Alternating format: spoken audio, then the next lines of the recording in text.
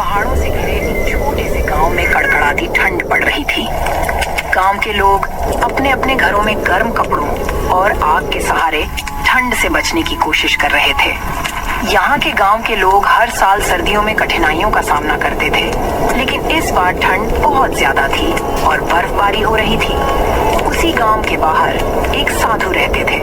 उनकी कुटिया बहुत साधारण थी, जिसे उन्होंने खुद लकड़ी और पत्तों से बनाए थे। गांव के लोग कभी कभी उनके पास जाते थे, लेकिन इस बार ठंड के कारण सबने उनसे दूरी बना ली थी।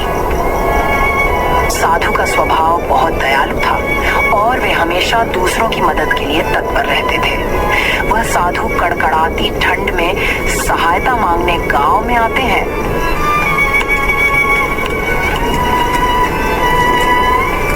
सुनो पुत्र, यह ठंड बहुत कठोर है। मेरी कुटिया में आग जलाने का कोई साधन नहीं है। अगर आप सभी थोड़ी मदद करें, मुझे थोड़ा खाना या कोई पुराना गर्म कपड़ा दे दो, तो मैं यह ठंड सहन कर सकता हूँ।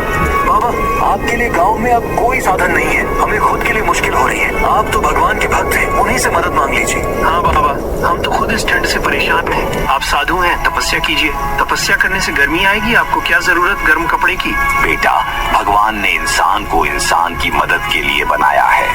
अगर आप एक दूसरे की मदद नहीं करेंगे तो यह जीवन किस काम का है? कृपया मुझे पुराने ही सही, पर मुझे गर्म कपड़े दे दो। साधु के लाख कहने पर उनकी कोई मदद नहीं करता। गांव वालों पर साधु की बातों का कोई असर नहीं हुआ। सबने अपने अपने काम में ध्यान लगाना शुरू कर दिया। साधु निराश होकर अपनी कुटिया लौट जाते हैं। उनकी कुटिया में बहुत ठंड थी। उन्होंने ध्यान लगाने की कोशिश की, लेकिन ठंड इतनी अधिक थी कि उनका शरीर ठंड से जकड़ने लगा था। उनके पास केवल एक पतला चादर था, जो ठंड से बचाने में असमर्थ था। किसी तरह वह दिन गुजारते हैं, लेकिन रात को ठंड और बढ़ गई। हवा के साथ बर्फीली बूंदें गिरने लगीं। साधु ने अपने आखिरी समय में प्रार्थना किया, हे भगवान, इन गांव वालों को सद्बुद्धि देना। मैं तो आपके पास आ रहा हूँ। साधु महाराज इतना कहकर ठंड के कारण मर जाते हैं।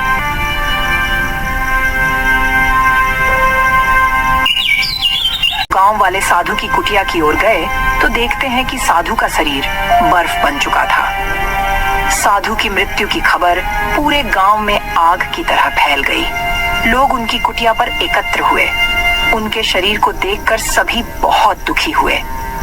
हमें साधु महाराज की मदद करनी चाहिए थी। वह तो भगवान के भक्त थे। हमने उन्हें अकेला मरने के लिए छोड़ दिया। हमने साधु महाराज के बारे में जरा भी नहीं सोचा। हमसे बहुत बड़ी भूल हो गई। हमने अपने स्वार्थ के आगे उनका जरा भी बात नहीं सुना। साधु की मृत्यु के बाद गांव में अजीब घटनाएं होने लगी। ठंड और भी भयानक हो गई। बर्फ गिरने लगा और ठंड से सभी का हालत खराब होने लगी। आसमान में बादल छा गए। कड़ाके की ठंड ने गांव वालों की जिंदगी थाम दी थी। बर्फीली हवाओं ने जैसे हर किसी को घर में कैद कर दिया था। हर तरफ सन्नाटा पसरा हुआ था और ठिठुरती ठंड ने लोगों के दिलों में डर भर दिया था। खेत बंजर होने लगे थे। इस सर्द मौसम ने मानो हर किसी की जिंदगी थाम दी थी और लगातार बारिश होने लगी। गांव के खेत बर्बाद हो गए। इस ठंड ने तो सच में हद पार कर दी है। सुबह से ही हाथ पैर सुनन हो जाते हैं। घर में चूल्हा जलाना तो दूर, आग जला लगता है इस बार ठंड का कहर जान लेकर ही मानेगा। दूसरी तरफ एक बूढ़ा आदमी अपनी बेटी जूली के साथ रहता था। ठंड में उसके लिए घर चलाना मुश्किल हो रहा था, लेकिन जब तक वो ठंड बर्दाश्त कर पा रहा था, तब तक वो मेहनत कर रहा था। पिताजी, इतनी ठंड में आप खेत क्यों जाते हैं? देखिए ना, आपका चेहरा लाल हो गया है और हाथ पैर भी ठिठुर गए हैं। अगर आप बीमार पड़ गए तो हमारा क्या होगा? आपको अपना खुद का ख्याल रखना चाहिए। ये ठंड बहुत खतरनाक है पिताजी।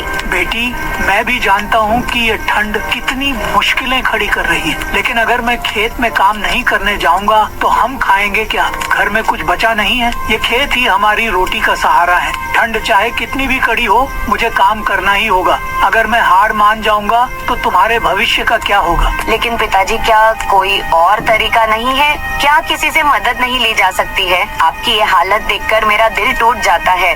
बेटी, इस दुनिया में दूसरों से मदद मांगने से कुछ नहीं होता। हर कोई अपनी अपनी परेशानियों में उलझा हुआ है। हमें अपने पैरों पर खड़ा होना होगा। ठंड हमें हरा नहीं सकती, क्योंकि मेहनत करने वालों को ऊपर वाला कभी भूखा नहीं रखता। जूली, जल्दी से खाना लगा दो। मुझे सुबह जल्दी खेत जाना है, ताकि दिन ढलने से पहले खेत से वापस आ सकूं। पिताजी, खाने के लिए घर में एक दाना भी नहीं बचा है और पैसे भी खत्म हो चुके हैं। क्या घर में खाने को कुछ भी नहीं बचा? ये कैसे हो गया जूली? कल ही तो सोचा था कि बाजार जाकर कुछ आटा दाल लेकर आऊंगा, लेकिन ठंड के मारे बाजार भी नहीं जा सका। पिताजी, आप भी हर बार हमारे लिए सब कुछ करते हैं। अब तो हाल ऐसा हो गया है कि आग जलाने के लिए भी लकड़ियाँ नहीं बची। ऊपर से ये ठंड हमारी जान ले रही है। बस कुछ लकड़ियाँ भी आज खत्म हो जाएंगी। निराश मत हो बेटी, ये मुश्किल वक्त भी बीत जाएगा। ऊपर वाला हमारे साथ है। जब तक मैं जिंदा हूँ, तुम्हें भूखा नहीं रहने दूंगा। कल मैं जंगल जाऊंगा, चाहे कितनी भी ठंड क्यों ना हो। मेहनत करने वालों के लिए हर रास्ता खुला रहता है। जोखन अब मजबूर हो चुका था। वह फैसला लेता है कि वह जंगल से लकड़ियां काटकर बाजार में बेचेगा, अपने घर के लिए अनाज लाएगा। पर कड़ाके की ठंड ने पूरे गांव को अपनी चपेट में ले लिया था। चारों तरफ बर्फ की सफेद चादर और सन्नाटे का माहौल था। इस भयंकर ठंड में जोखन जैसे तैसे पेट की आग बुझाने के लिए हर हाल में काम करता था, चाहे ठंड जान ही क्यों न ले ले।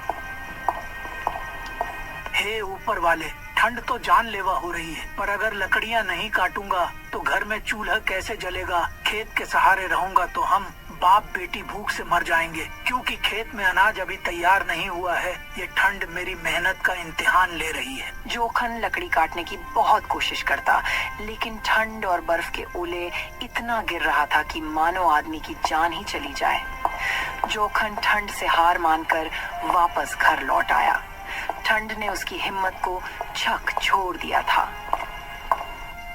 जूली, आज मेरी हिम्मत नहीं हो रही है। ठंड इतनी बढ़ गई है कि लकड़ी काटने का भी मन नहीं कर रहा। पिताजी, तो आप क्या करेंगे अब? मुझे तो कुछ समझ नहीं आ रहा है। कल फिर से जंगल जाऊंगा, लेकिन आज के लिए मुझे सेठ धनराज से कुछ पैसे उधार लेने होंगे। पिताजी, आप ये क्या कह रहे हैं? सेठ धनराज? वह तो बहुत दुष्ट किस्म का सेठ है। आपने देखा नहीं, कुछ दिन पहले एक साधु उसके पास आए थे मदद मांगने, लेकिन वह उनकी मदद नहीं की और उनका मजाक बना के उन्हें अपने दरवाजा से भगा दिया था। और कोई गांव वाला उनकी मदद नहीं की, जिसके कारण साधु की मृत्यु हो गई थी। इस दुनिया में कोई किसी का नहीं होता। हाँ बेटी, तुम सही कह रही हो, मगर मेरे पास और कोई उपाय भी तो नहीं। तुम सही कह रही हो, मगर मेरे पास और कोई उपाय भी तो नहीं है। दिन ब दिन बढ़ती ठंड ने उसकी हिम्मत तोड़ दी थी। जंगल की ओर जाने का उसका इरादा तो था, लेकिन जैसे ही वह वहां पहुंचा, ठंड ने उसे ऐसा झकझोरा कि लकड़ी काटना तो दूर, वहां खड़ा रहना भी मुश्किल हो गया था। अपनी बेटी का पेट भरने के लिए जोखन सेठ धनराज के पास जाता है।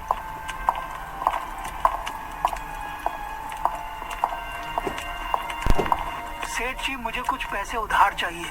घर में खाने पीने का इंतजाम नहीं हो रहा है और खेत की फसल भी अभी हुई नहीं है और लकड़ी काटने का काम भी ठंड के कारण नहीं हो पा रहा। तुम सोच भी कैसे सकते हो कि मैं तुम्हें पैसे उधार दूंगा? अगर तुम्हें पैसे उधार चाहिए तो तुम्हें अपना कुछ कीमती सामान मेरे हवाले करना होगा। सेठ जी, अगर आपने पैसे नहीं दिए तो मैं और मेरी बेटी भूख के कारण मर जाएंगे, क्योंकि इस ठंड की महामारी की वजह से सारा काम ठप पड़ा हुआ है। अगर तुम पैसे नहीं चुका पाए तो मेरी एक शर्त है, तुम्हें अपना सारा खेत मेरे नाम लिखना होगा। अगर तुम 1 महीने में मेरे पैसे वापस नहीं किया तो मैं तुम्हारा खेत अपने नाम करवा लूंगा और तुम्हारी बेटी से शादी भी करूंगा। ये आप क्या कह रहे हो सेठ जी? क्या बेहूदगी बात की है तुमने? मेरी बेटी तो अभी छोटी है, उसके भविष्य से खेलना आसान समझते हो? क्या तुम मेरी मजबूरी का फायदा उठाना चाहते हो? ये तुम्हारे सामने मेरी शर्त है। तुम मुझे पैसे लौटा नहीं सकोगे तो मेरी शर्त पूरी करनी होगी। मैं किसी भी हालत में तुम्हारी ये शर्त नहीं मान सकता, लेकिन पैसे आज ले रहा हूँ। 1 हफ्ते में तुम्हें चुकता करूँगा।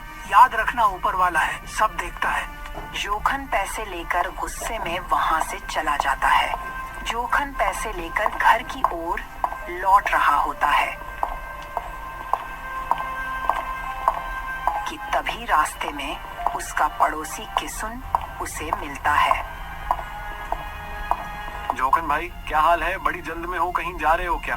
किसुन, मैं बहुत परेशानी में हूँ। सेठ धनराज से पैसे उधार लिया हूँ, लेकिन वो मुझसे कहता है कि अगर वक्त पर पैसे नहीं लौटा सका तो मेरी बेटी का विवाह उससे ही करना होगा। क्या करूँ, कुछ समझ नहीं आ रहा। ये तो बहुत बुरी बात है जोखन भाई, तुम तो मेहनत करने वाले आदमी हो और अब ऐसा लग रहा है कि सब कुछ उल्टा हो गया है। पर तुम चिंता मत करो, मैं तुम्हारे साथ हूँ। हम मिलकर कुछ न तो कुछ रास्ता निकाल ही लेंगे। तुमसे बात करके थोड़ा दिल को सुकून मिला है किसुन भाई, लेकिन सच में अब क्या करूं कुछ समझ नहीं आता। घर में खाने को कुछ नहीं है और ठंड में काम करने का हिम्मत भी नहीं हो रही है। तुम जैसे अच्छे इंसान के साथ ऐसा नहीं होना चाहिए था। तुम्हारी तकलीफें मुझे बहुत गहरी लग रही हैं। जोखन, तुम चिंता मत करो, कुछ न कुछ हल निकलेगा। मुझे लगता है कि जब से पहाड़ी के साधु की मौत हुई है तब से ठंड और बढ़ गया है। हाँ भाई, तुम सही कह रहे हो। खैर तुम बताओ, तुम्हारा हाल कैसा है? बहुत बुरा हाल है भाई। घर में खाने के लिए राशन नहीं है, खेत खराब हो गए हैं, बीबी की भी तबीयत खराब है, मैं भी बहुत परेशानी में हूँ। चलो ठीक है, मैं चलता हूँ। ऊपर वाला तुम्हारी भी परेशानी दूर करे।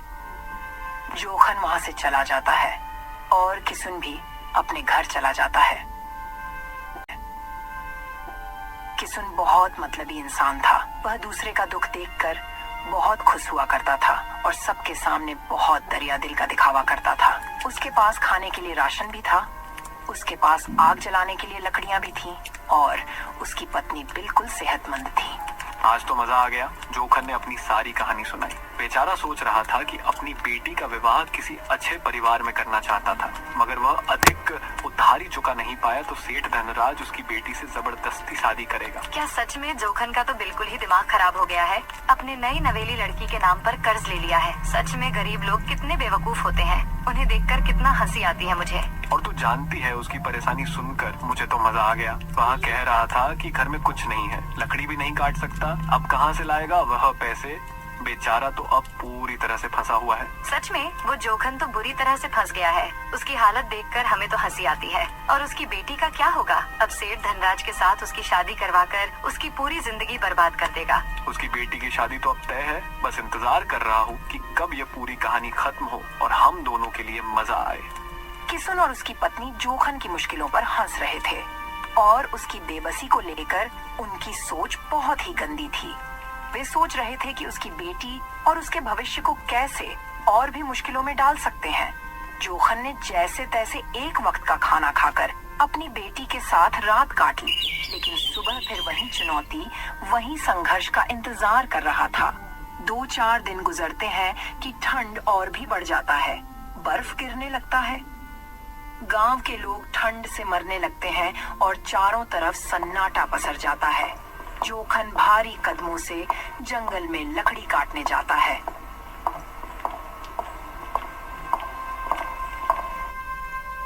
ठंड इतनी बढ़ जाती है कि उसके हाथ जकड़ जाते हैं। वह कोशिश करता है लेकिन ज्यादा लकड़ी नहीं काट पाता। वह लकड़ी का छोटा ढेर इकट्ठा करता है और उसे लेकर घर आ जाता है। वह घर आकर देखता है कि उसकी बेटी की तबीयत बहुत खराब हो गई थी। वह बेचारी कंबल में लेटी थी। पिताजी, बहुत ठंड लग रही है। मुझे ऐसा लग रहा है कि मैं अब और सहन नहीं कर पाऊंगी। मुझे लग रहा है कि मुझे बहुत जोर का बुखार है। पिताजी, डॉक्टर को बुला लो, नहीं तो मेरी जान चली जाएगी। जूली, तुम चिंता मत कर, मैंने आग जला दी है। तू थोड़ी देर में ठीक महसूस करोगी। डॉक्टर को भी बुलाने की कोशिश करता हूँ, बस तुम हिम्मत रखना, ऊपर वाले सब सही करेगा। हे भगवान, मैं कैसे डॉक्टर को बुलाऊं? घर में पैसों की बहुत दिक्कत है। जोखन जैसे तैसे करके डॉक्टर के पास जाता है।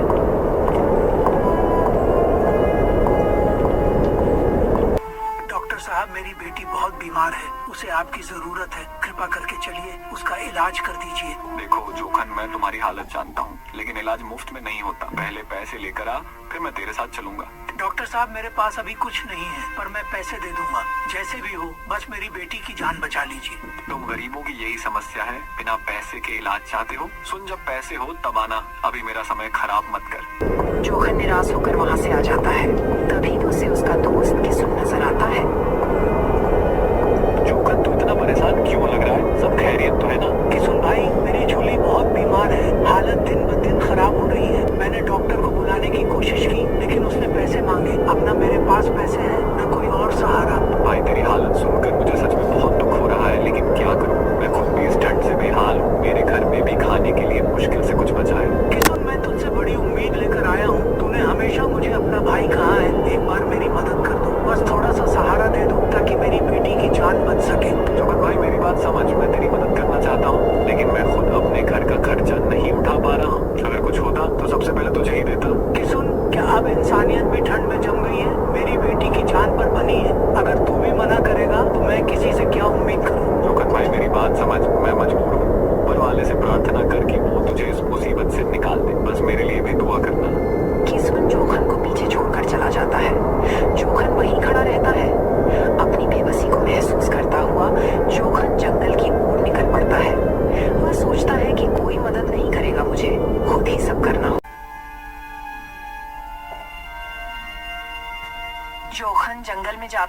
तभी उसे एक बाबा मिलते हैं।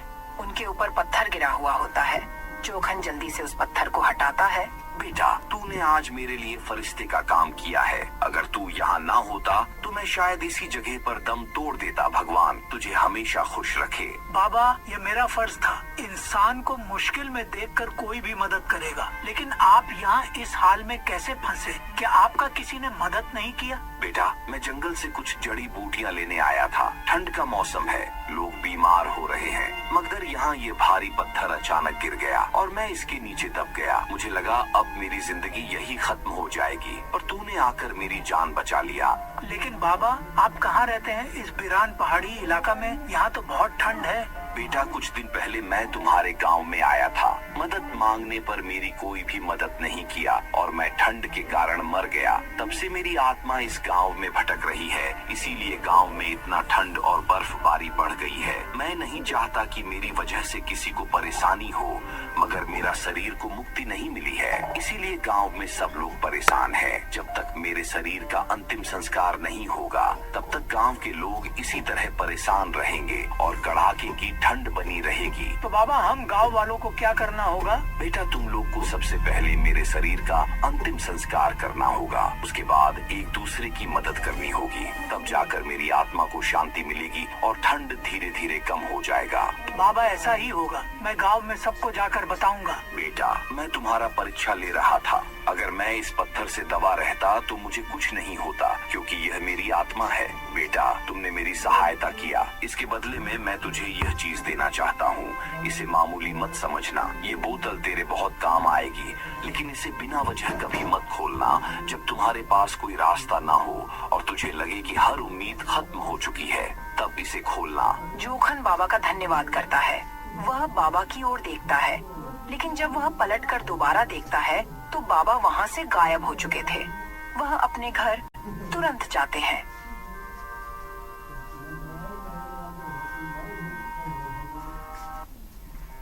उसकी बेटी जूली बिस्तर पर पड़ी हुई थी। बहुत कमजोर लग रही तीर जोखन उसकी ओर देखता है।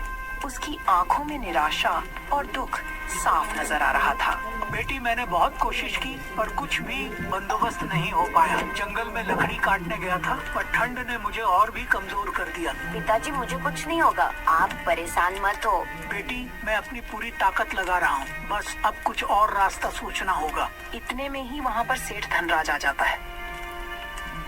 जोखन, तुम मेरे पास आए थे और कर्ज लिए थे, मगर आजकल अब मुझसे ही मदद क्यों नहीं ले रहे हो? अभी वक्त है, अपनी बेटी की शादी मुझसे करा दो तो तेरा सारा कर्ज माफ कर दूंगा। सेठ, तुम्हारी बातें सुनकर मुझे और तकलीफ होती है। क्या तुम नहीं समझते, मेरी बेटी किसी के हाथों का खिलौना नहीं बनेगी। तुम्हारी बेटी के लिए इस कर्ज को चुका पाना अब तुमसे नहीं होगा। अगर तुम नहीं चाहते कि सब कुछ खत्म हो जाए तो मेरी शर्त मान लो। तुम समझते क्यों नहीं हो? सेठ, मेरी बेटी की शादी तुम्हारे जैसे दुष्ट नेचरहीन आदमी से कभी नहीं होगी। अगर तुम मेरी शर्त नहीं मानोगे तो तुम्हें याद रखना होगा कि तुमने मुझसे कर्ज लिया था। अगर तुम सारे कर्ज से मुक्त होना चाहते हो तो तुम्हें अपने बेटी से शादी करवानी होगी। मैं अपनी बेटी का भविष्य तुम्हारे हवाले नहीं करूंगा सेठ। तो ठीक है जोखन, मैं देखूंगा कि तुम अपनी बेटी के लिए क्या कर पाओगे। सेठ धनराज गुस्से में बाहर चला जाता है और जोखन चुपचाप खड़ा रहता है।